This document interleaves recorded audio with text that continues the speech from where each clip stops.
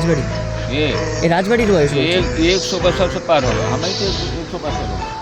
हम तो जब वो जगह कब्जा करें एक ही जगह हम कब्जा करें।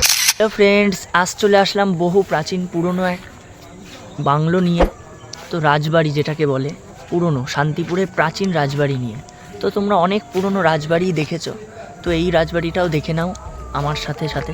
চলো দেখাই তোমাদের।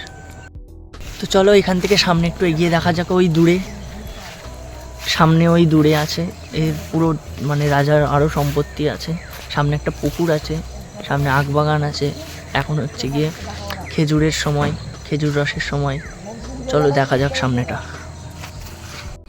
এটার বয়স কত? এই इनका 35 বছর পুরনো এই রাজবাড়ি। এই রাজবাড়ির বয়স 100 बरस से पार होगा। हमें तो 100 बरस होगा। हम तो जब वो जगह कब्जा करें ये तो एक ही जगह हम कब्जा करें। हम चाष बास करी वो काल गाछुर कथा ना। हाँ हाँ वहाँ तक हम नीचे चाष करें। এই খেজুর গাছগুলো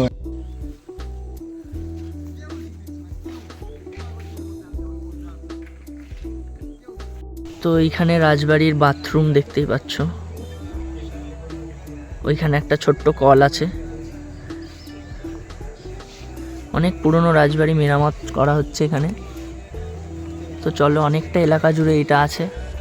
তো দেখাই সামনে একটা এই যে সেই আখের মেশিন, এখানটা দিয়ে আখ ঢোকানো হতো আর এই পাশ দিয়ে আখের ছোকরাটা বেরিয়ে যেত আর কোনো একটা জায়গা হয়তো যেখান দিয়ে রস বেরোতো। তো এবার আমি তো সেটা জানি না, তো দেখতে হবে। এখানে দেখতেই পাচ্ছ এখানে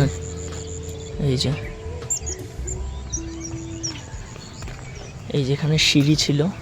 আশা করি রাজারা সব এখানে যখন পুকুরটা ছিল তখন রাজা যেই উদ্দেশ্যে পুকুর নির্মাণ করা হয়েছিল, এবার পুকুর থাকবে তার সাথে তো ঘাট থাকবেই স্নান করার।